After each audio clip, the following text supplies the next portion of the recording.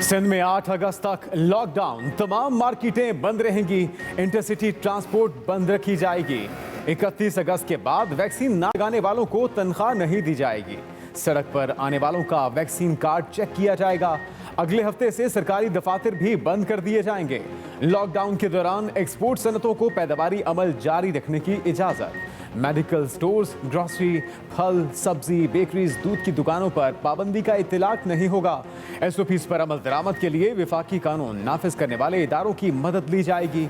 वजीर आला सिंध की ज़ेर सदारत इजलास में फैसले।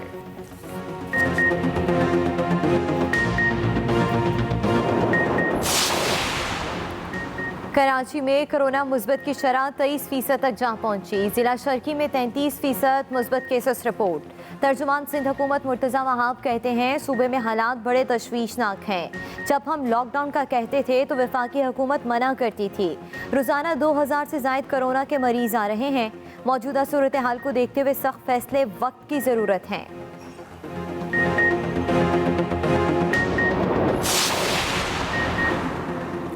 कराची में वैक्सीन लगवाने वालों का रश। एक्सपो सेंटर में कायम शहर के सबसे बड़े कोरोना मरकज में अवाम की तवील कतारें। सिंध हुकूमत की जानिब से पाबंदियों के ऐलान के बाद वैक्सीन लगवाने वालों की तादाद में इजाफा हुआ। एक्सपो सेंटर में यौमिया 20,000 अफराद को वैक्सीन लगाई जा रही है। अब तक 8 लाख अफराद को वैक्सीन लग चुकी। रश के बायस एक्सपो सेंटर पर SOPs नजरअंदाज, अवाम घंटों इंतजार पर मजबूर।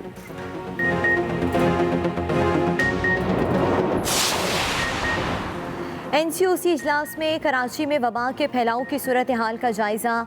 इजलास में सिंध हुकूमत की हर मुमकिन मदद और SOPs पर अमल दरामद के लिए कानून नाफिज करने वाले इदारों की तैनाती का फैसला। सिंध हुकूमत को वेंटिलेटर्स और ऑक्सीजन बेड्स की फरहमी जारी रखी जाएगी। सूबे की इंतहाई निगहदाश्त की सलाहियत बढ़ाने में भी मदद देने का फैसला।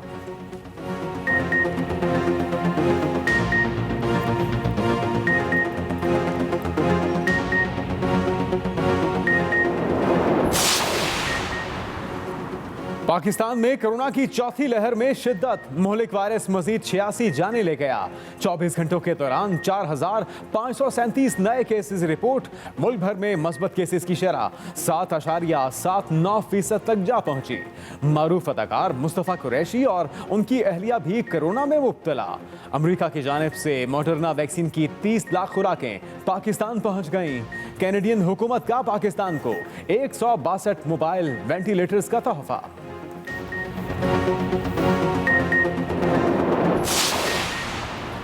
इस्लामाबाद हाईकोर्ट के जस्टिस मोहसिन अख्तर कयानी कोरोना में मुब्तला, अमला भी मुतासिर। अदालती ज़राए के मुताबिक जस्टिस मोहसिन अख्तर कयानी करंतना हो गए। जस्टिस बाबर सितार के अमले में भी कोरोना वायरस की तशख़ीस। जस्टिस मोहसिन अख्तर कयानी के तमाम केसेस की कॉज लिस्ट मनसूख। अदालती कमरों को डिसइंफेक्ट कर दिया गया।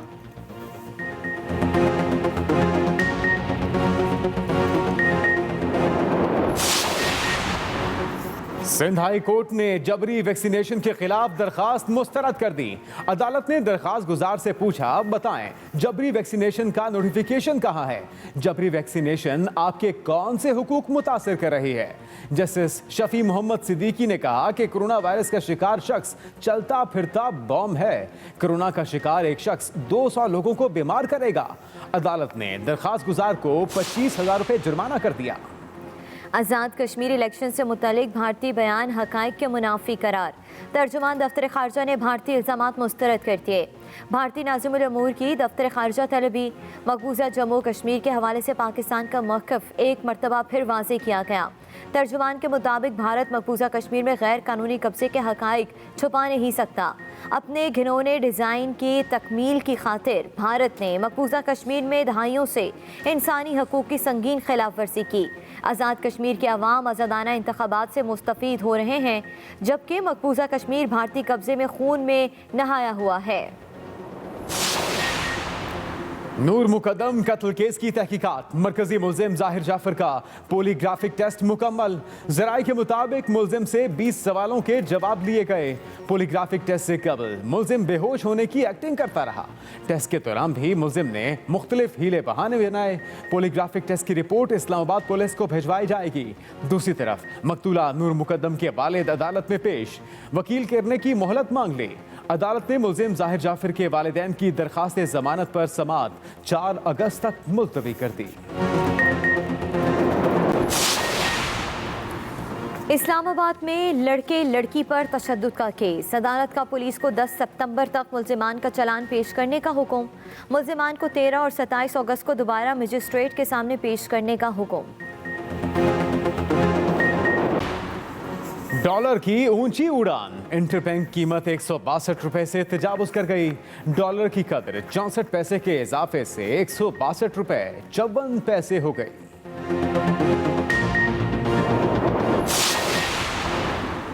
वज़ीर आज़म इमरान खान से चैम्बर्स ऑफ कॉमर्स के सदूर की मुलाकात। वफाकी वज़रा को स्टेक होल्डर्स की तजावीज़ और मसाइल सुनने के लिए मुलाकातों की हिदायत।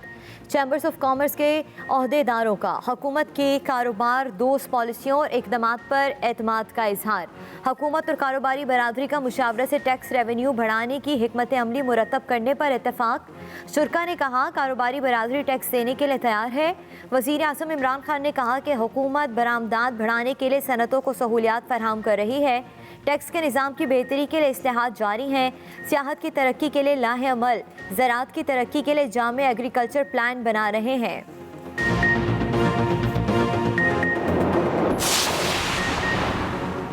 पेशावर और गिरदोनवाह में मूसलाधार बारिश। नशेबी इलाके ज़ेर-ए-आब। मुतादिद इलाकों में बिजली की सप्लाई मुअत्तल। वादी कागान में मूसलाधार बारिश, कई मकामात पर लैंडस्लाइडिंग। लोहार बांडा के मकाम पर नाले में तुग़यानी से शाहराए कागान ट्रैफिक के लिए बंद। सयाह फंस गए।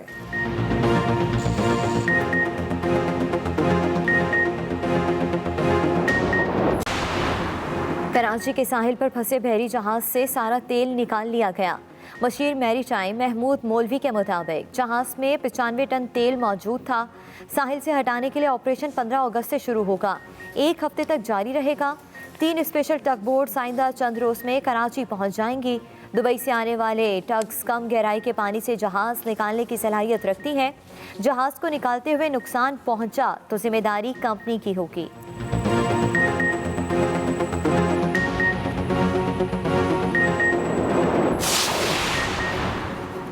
पाक चीन दोस्ती जिंदाबाद। चाइनीज पीपल्स लिबरेशन आर्मी के यौम तासीस पर GHQ में तकरीब। ISPR के मुताबिक तकरीब से खिताब में army chief general Qamar Javed Bajwa ने कहा कि हर चैलेंज के दौरान पाक चीन ताल्लुकात मिसाली नौयत के हैं, बाहमी शराकतदारी और इलाकाई अमन व इस्तेहकाम के लिए इंतहाई अहम है। माजी और हाल में हर चैलेंज में हमने एक दूसरे का साथ निभाया। बाहमी मफादात के तहफ़्फ़ुज़ के लिए हमारे ताल्लुकात मुसलसल मजबूत हो रहे हैं। चीनी दिफाई अताशी बोले पाकिस्तान और चीन हर मौसम के दोस्त, स्ट्रेटेजिक पार्टनर और आयरन ब्रदर्स हैं। दुनिया बदल सकती है, हम हमेशा साथ खड़े हैं। पाकिस्तान अफगानिस्तान में अमन का ख़्वाह है। पाकिस्तान अफगानिस्तान में अमन के क़याम के लिए मुसालिहाना किरदार अदा करता रहेगा। वफाकी वज़ीर इत्तलात फवाद चौधरी का इस्लामाबाद में अफगान यूथ फोरम की तकरीब से खिताब। हम खिते में इक़्तिसादी और तजारती रवाबित का फ़रोग़ चाहते हैं।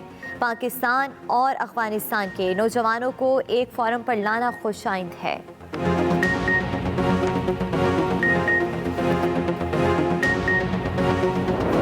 आगाज अहम खबर से। सिंध हुकूमत का 8 अगस्त तक लॉकडाउन का फैसला। कराची में नई पाबंदियों के साथ लॉकडाउन होगा। कराची में नई पाबंदियों के साथ 8 अगस्त तक लॉकडाउन लगाने का ऐलान किया गया है। तमाम मार्केटें बंद। अगले हफ्ते से सरकारी दफातर बंद कर दिए जाएंगे। एक्सपोर्ट सनतों को पैदावारी मुहिम भी बंद रखने की हिदायत। तमाम मार्केटें बंद, जबकि फार्मेसी खुली रहेंगी। इजलास में ये फैसला किया गया है। 31 अगस्त के बाद वैक्सीन ना लगाने वालों को तनख्वाह नहीं दी जाएगी। ये भी फैसला किया गया। हुकूमत सिंध की जानिब से सड़क पर आने वालों का वैक्सीन कार्ड चेक किया जाएगा। ये हिदायत वज़ीर आला मुराद अली शाह की जानिब से की गई है। इजलास में इंटरसिटी ट्रांसपोर्ट बंद रखने का भी फैसला किया गया है। कोरोना पे रोकथाम के लिए, कोरोना के बढ़ते केसेस को रोकने के लिए नई पाबंदियों का ऐलान कर दिया गया।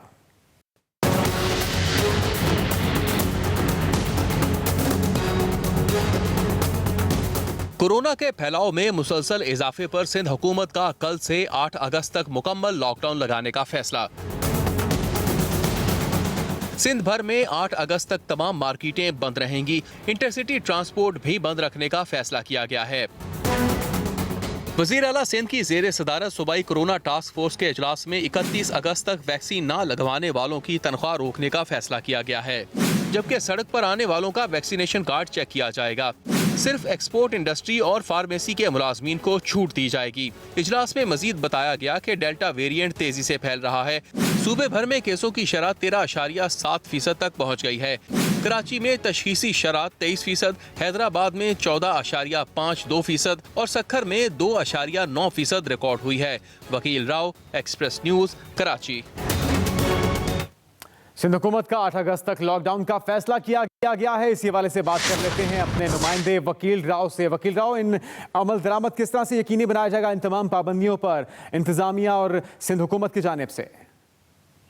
जो देखें, सिंध हुकूमत की जानिब से जो 31 जुलाई से 8 अगस्त तक लॉकडाउन का फैसला किया गया है, इसका बाज़ाब्ता ऐलान भी कर दिया गया और इस पर अमल दरामद करवाने के हवाले से कानून नाफिज करने वाले इदारों के अहलकारों को और आला हुक्काम को, मकामी इंतजामिया को हिदायत दी गई। आज सुबह से हमने देखा कि सुबह 10-11 बजे से ही पुलिस एहलकार मुख्तलिफ इलाकों के अंदर मुतहरिक थे और कल से जो है मुकम्मल तौर पर लॉकडाउन पर अमल दरामद करवाने के हवाले से सिंध हुकूमत ने हिकमत अमली तैयार कर ली। आज कोरोना वायरस टास्क फोर्स के इजलास में इस बात पर तशवीश का इजहार किया है कि जो डेल्टा वेरिएंट है वो कराची में इंतहाई तेजी के साथ फैल रहा है।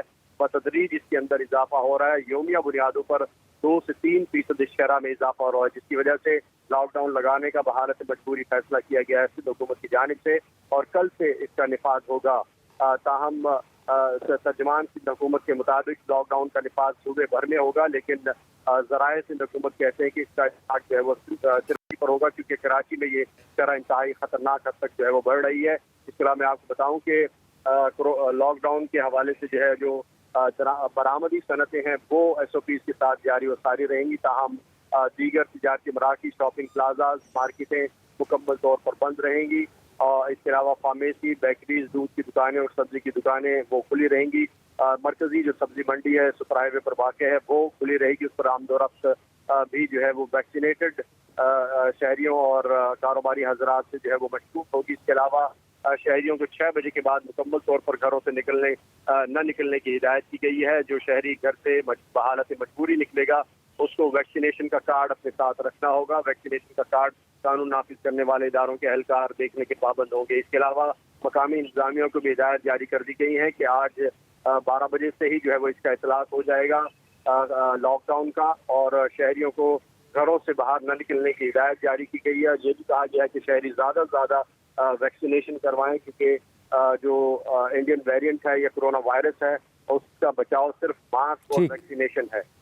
जी वकील राव, आपसे मज़ीद तफसीलात जानेंगे। हमें ज्वाइन किया ब्यूरो चीफ कराची सैयद फैसल हुसैन ने भी। फैसल, आप किस तरह से देखते हैं, एक तो कराची के अंदर, सिंध के अंदर डेल्टा वेरिएंट के इस कदर बढ़ने की वजूहात क्या सामने आ रही हैं और ये जो नई पाबंदियां हैं 8 अगस्त तक, ये कितनी मौसर साबित हो सकती हैं इसके खिलाफ?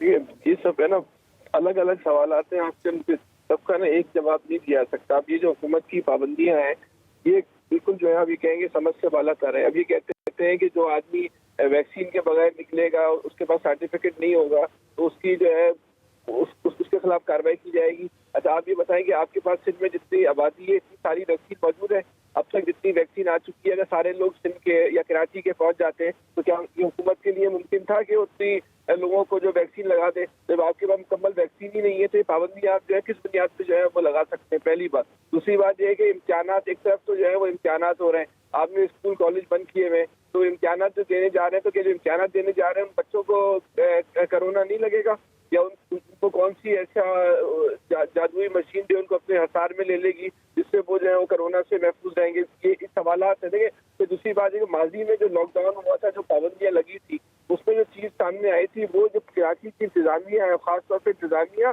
और ये जो एडमिनिस्ट्रेशन जो SDM वगैरह, डिप्टी कमिश्नर वगैरह होते हैं, इसकी इंतजामिया, इसकी आमदनी का ये लॉकडाउन जो है वो अरबों रुपए आमदनी का जो जरिया बन गया था। अरबों रुपए की जो है का काला धन जो है इस लॉकडाउन की आड़ में जो है वो शहर में जो है वो जमा किया गया था। तो लोग जो है इस लॉकडाउन के हवाले से हुकूमत की जो रविश है, साबका पॉलिसियाँ है, मौजूदा रवैया है, उस पर जो है वो सवालात उठा रहे हैं। जैसे अभी वकील राव ने बताया कि लॉकडाउन बढ़ाने का ऐलान तो पूरे सिंध में किया गया है, लेकिन हुकूमत की हिकमत अमली ये है कि वो कराची पे इसे इम्प्लीमेंट करेगी, वो कराची के बाहर इसे करेगी।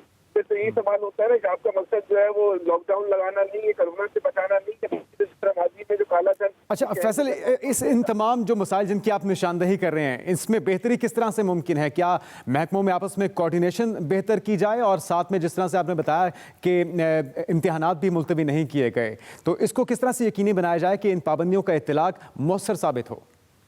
देखिए, साइंसी बुनियादों पर फैसले करें, ये एक साइंस का इशू है, इसको अखबार की खबरें पढ़ के जो है इस पर फैसले नहीं किए जा सकते।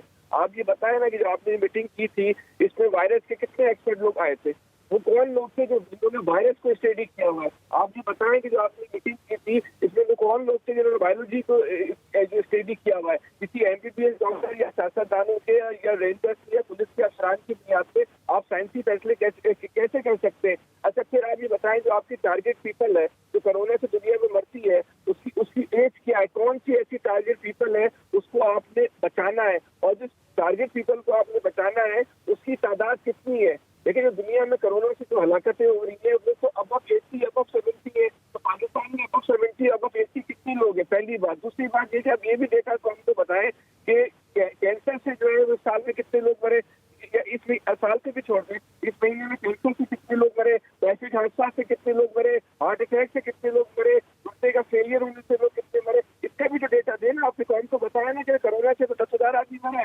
कैंसर से 10,000 मरे। इक़दामात को मजीद बेहतर करना होगा, कोऑर्डिनेशन को बेहतर करना होगा ताकि आवाम की जिंदगियों को बचाया जा सके। सैयद फैसल हुसैन आप और वकील हमारे साथ मौजूद थे, आप दोनों का बहुत।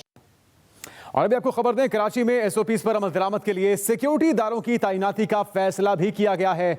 NCOC के मुताबिक वबा का फैलाव रोकने के लिए सिंध हुकूमत की हर मुमकिन मदद की जाए। सिंध हुकूमत को वेंटिलेटर्स और ऑक्सीजन बेड्स की फराहमी का अमल भी जारी है। वफाकी सिंध हुकूमत की इंतहाई निगहदाश्त की सलाहियत बढ़ाने के लिए मदद भी की जा रही है। वबा का फैलाव रोकने के लिए सिंध हुकूमत की हर मुमकिन मदद की जाएगी, जबकि NCOC ने कहा कि सिंध हुकूमत को वेंटिलेटर्स और ऑक्सीजन बेड्स की फराहमी का अमल भी जारी है, जबकि वफाक सिंध हुकूमत की इंतहाई निगहदाश्त की सलाहियत बढ़ाने के लिए भी मदद कर रहा है।